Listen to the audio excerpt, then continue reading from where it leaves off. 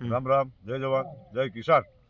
આજે આપણે થોડીક ડાયથન 45 અને સાપ કે ફૂગનાશક માટે આજ થોડીક વાત કરવી છે. પણ ખાસ મિત્રો, આજ 26મી જાન્યુઆરી છે, એટલે આપણો 77 વર્ષ ગણતંત્ર દિવસ આપણો ભારત દેશ આઝાદ થયો ત્યારે થયો છે.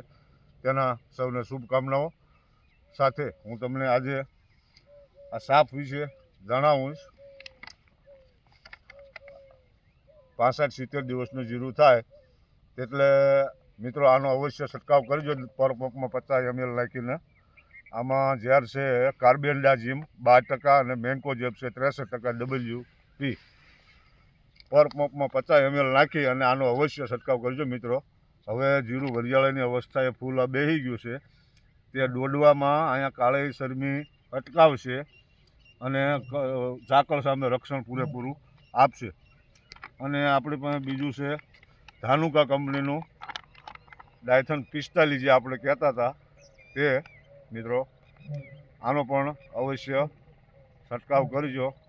આ પણ 50 ml જેવું પર પંપમાં નાખજો. આનું પણ સારું એવું રિઝલ્ટ છે ખેડૂત મિત્રો.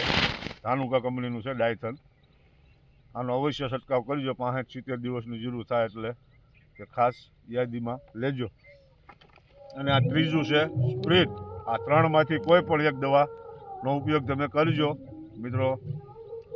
આ પણ ઝાકળ સામે તમને પૂરું રક્ષણ આપશે. તેથી આપણા જે ડોકા વળી જાય છે જીરામાં, આ વરિયાળીના ડોડવા રહ્યા ત્યાંથી વળે એટલે ત્યાં કાળો ડાઘો પડે છે અથવા તો ગુલાબી કલરનો ડાઘ પડે છે અને આપણું જીરું બગડવાની શક્યતા રહેશે. તેથી કરીને આ ત્રણમાંથી કોઈ પણ એક પાવડરનો ઉપયોગ કરજો. ત્રણેયનું રિઝલ્ટ સારું એવું છે મિત્રો. તો આજે આપણે આ ફૂગનાશક વિશે તમને જરાક આ માહિતી આપવાની હતી. આ સ્પ્રિટનું પણ બહુ જોરદાર કામ છે. આમાં છે કાર્બેન્ડાઝિમ 25% અને મેન્કોજેબ છે 50% W.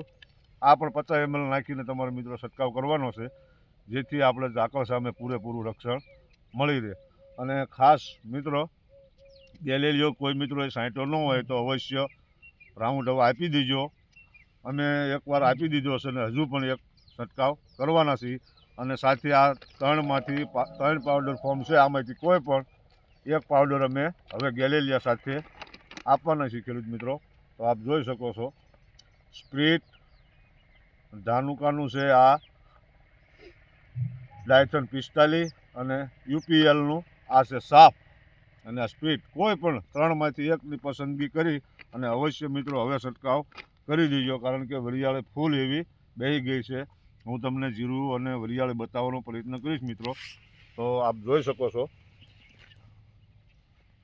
આપણું જીરું 65 દિવસની આળે થઈ ગયું છે. આપણામાં 65 દિવસની આસપાસ થઈ ગયું છે. વરિયાળી સારી એવી પણ બેહવાની શરૂઆત થઈ ગઈ છે. બીજા માળના દોડવા પણ શરૂઆત છે ખેડૂત મિત્રો.